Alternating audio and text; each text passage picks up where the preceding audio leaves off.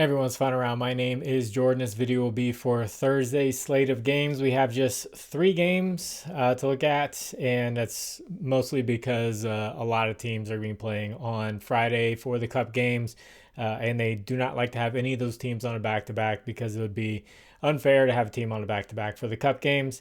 So I'm going to break down each game. I'm going to give some props that I like. I'm going to get some prop radar looks. What that means is I'm going to put their name up there. Basically, their prop isn't out yet, but it's going to be a prop I'm going to look for. As of right now, I'll put stuff in the pinned comment of things that I like that I see. That could potentially be from the prop radar. But I keep talking about this. I bought the domain name for finalaround11.com. I just need to make the website, and then I'll put props up on there that I like throughout the day that I don't have in the video. So there'll still be breakdowns for the whole slate and everything. You will see images that come up on the screen on both sides. It's from a data app called Outlier. There'll be a link in the description for a 7-day free trial for Outlier. I'm going to jump into this first game. It's going to be the Raptors versus the Cavaliers. Cavaliers are 7.5-point favorites.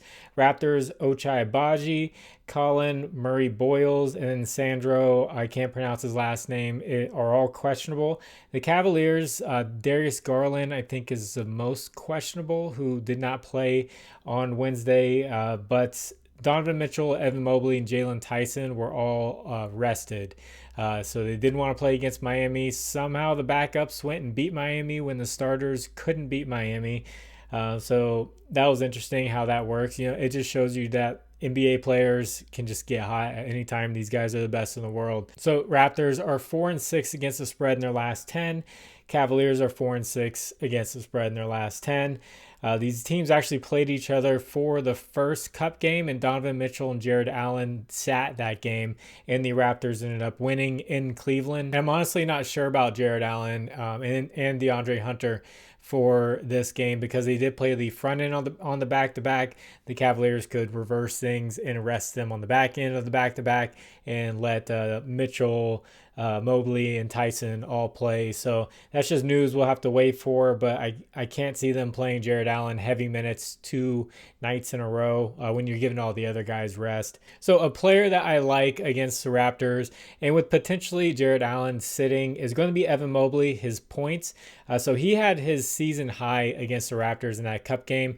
Obviously, Donovan Mitchell and Jared Allen were out for that game, but the Raptors do give up the 8th most points to the power forward position and also the 5th most points to the center position. And Evan Mobley, when he starts off the game with Jared Allen, he's at the power forward position, and then they kind of go back and forth at the center position for a good portion of the game, and then sometimes they're on the court to finish off the game. This is just a really weak spot for the Raptors. So like I said, Mobley had 29 points versus Raptors in that Cup game, and he's gone over this line in 5 out of the last 7 games. Cavaliers always want to make him a focal point. I know Donovan Mitchell is the guy, but they want Evan Mobley to be that second guy, and I just have that feeling that, you know, with Jared Allen playing on that front end of the back-to-back, that Mobley's going to get more opportunity here. And then another guy that rested, who's got pretty nice lines, is going to be Jalen Tyson. Jalen Tyson was drafted last year, and he's kind of a promising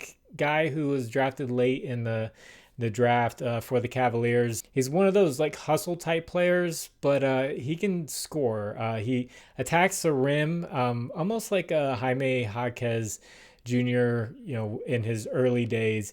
He'll attack the rim. He can make the 3 when he gets it. Take a look at his points plus rebounds. He had 18 points and 3 rebounds versus the Raptors, and he has hit this in 7 straight games. I feel like this line's pretty low for him, and you could also take a look at his points only if you wanted to. That one has not been bumped. So the points plus rebounds has been bumped, but the points has not been bumped. So that's also a 7 straight hit rate. So, and then for the Raptors, the Cavs do give up the 13th most points and the 11th most assists, but the Raptors, their lineup is just so hard to choose from, and I've talked about it over and over again. Manuel Quickley, RJ Barrett, Brandon Ingram, Scotty Barnes, they all can score, they all can pass the ball. most of them can rebound. Like it's really tough to choose from this team. They are very talented, and it has shown this season. They have been a really tough out for a lot of teams. So as far as the spread lean goes, the Cavaliers have actually only hit the spread in one home game this year. So I'm going to lean the Raptors to keep this one close versus the Cavaliers. And this next one's gonna be the Hawks versus the Jazz. Hawks are -1.5 point favorites. They are going to be on a back-to-back, and they're going to be traveling. As of taking these notes, they were up by 20 at halftime. I glanced right before I started filming, and they were getting close to being up by 30. So they're probably going to get the rest of their starters a little bit. But the Hawks might have some guys sit due to the back-to-back. Nickeil Alexander-Walker was a game-time decision, so he could be a guy that sits. So we'll have to see. The Jazz have no new injuries, and then the Hawks are 5-5 against the spread, not counting Wednesday's game, and the Jazz are 6-4 against the spread over the last 10. They just had a blowout win versus the Pacers at home, with the Pacers getting Andrew Nembhard and TJ McConnell back. They scored 150 points. Like they are really good at home this year. So they had a long 5-game road trip. And then they came home and they covered the spread in 2 games. And then I checked, they've actually covered the spread in every single game at home this year. And since that Hawks game's still going on, I don't have any lines out at the time that I'm filming. But some props to look out for. Hawks give up the 5th most rebounds. So keep an eye out for Jusuf Nurkic, his rebounds. He's had 11, 10, then he had 4 in a blowout, and then he had 17 and 11. So double-digit rebounds in 4 out of the last 5 games that were not blowouts.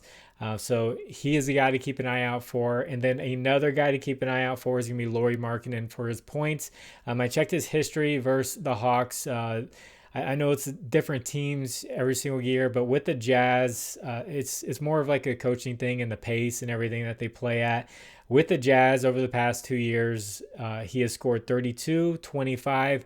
He had 11 in a blowout, and then 35 last year versus the Hawks. So tends to score 25 or more as long as it's not a blowout versus Hawks team. And then for Hawks players, I normally don't like to take players on a back-to-back, but with that blowout, they are going to get some rest, or they should at least. The Jazz give up the 5th most assists, so assists is a prop I always like to look for against the Jazz. Dyson Daniels had 6 assists at halftime tonight. Before tonight, he had 8 assists, 13 and 8 assists. So keep an eye out for Dyson Daniels' assist line.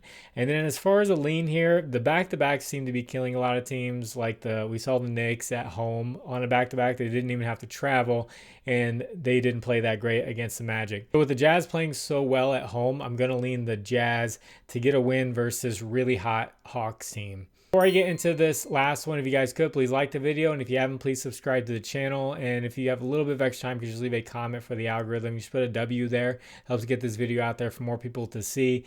And also, I want to shout out a couple of social sports books. These are sports books you can bet in states where you can't bet DraftKings or FanDuel, but you can still do money lines, spreads, straight bet, and all that. So check out Onyx Odds. They're doing a play 10 get 100. Check out Novig. They're doing play 5 get 50. And then of course Underdog Fantasy is one of the most popular ones out there. It's like PrizePicks. They're still doing bet 5 get 100, which is a great deal. So if you don't have any of these and you just go and get all of them, you can play $20 and get 250 to play around with, or if you already have one and you don't have the other ones, you can still get a decent amount of money. Just play around with, try to win some bets. If you win, cash out and then run away. But promo code's FINDAROUND11. I'll put links in the pinned comment for that. And then this last game is going to be the Pacers versus Suns. Suns are 4.5 point favorites. Suns are on a back-to-back, and they will be traveling home. So the Pacers got Andrew Nembhard and TJ McConnell back, but the rest of their usual injuries are still out, like Ben Mathurin and so on and so forth. The Suns, they could have some injury management players. It's just a thing we have to deal with now with players on a back-to-back. They just random updates throughout the day. Someone could sit, which changes the whole scope of everything. That's why these videos, it sucks. You film them at night and like something could be completely different later on in the day. We need like dynamic videos, like a live all day long. You just follow me around, and then I'll give you my opinion on an injury. But Jalen Green will still be out for the Suns. Pacers are 4-6 against the spread in the last 10. Suns are 7-3 against the spread in the last 10, and they lost by 20 in their first back-to-back this year to the Nuggets, but this Pacers team is not the Nuggets. This Pacers team just got blown out by the Jazz when the Jazz scored 152 points. So they're giving up a ton of points. The Suns are a really hot team right now. No pun intended. Actually, I do intend that pun. But for the Suns, guy I want to point out, got to give credit where it's due. Dillon Brooks has been very consistent this year. I've made fun of Dillon Brooks 2 seasons ago. Dillon Brooks, when I first started this a few years ago, his under was money, and it was just a joke. They would just keep taking Dillon Brooks under. But so he started out the year scoring 22, 21, and 15. He got hurt. And then he came back and scored 16 and 18. So he has been consistent, taking a good amount of volume. With Devin Booker there, he's still taking a good amount of volume. So keep an eye out for Dillon Brooks' line. And then I also want to point out Royce O'Neal. Again, his prop was at 9.5. He's scored 10 or more points in 8 out of the last 9 games. So if that comes back out at 9.5, or you can alt it down to 9.5, Royce O'Neal is a guy who's been extremely consistent for the Suns. As far as the Pacers go, I'm not really sure right now. Andrew Nembhard did score a good bit. With 25 points in his return, and he had 7 assists. So it'll be interesting to see where they put his line at, because they need his scoring. His assist line will probably be pretty high too. So I'm not sure. They don't have any like really good matchups versus the Suns. Suns are just really good right now. So even with the back-to-back, I'm gonna lean the Suns versus Pacers team. And if the Pacers end up getting a blowout, then we're just going to take the teams that are not on a back-to-back from here on out. So I lean the Suns. So if you'd like to discuss lines further, I have a Discord. Link is in the description. You can hop on in there. You can talk about basketball, football, all that good stuff. That is completely free. And then as far as our recap goes, the spread leans are doing pretty good so far, about 5-3.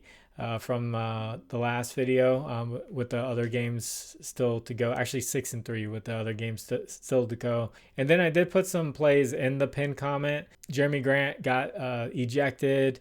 Colin Knippel came up a basket short because of a blowout. Jaime Jaquez, he did not show up.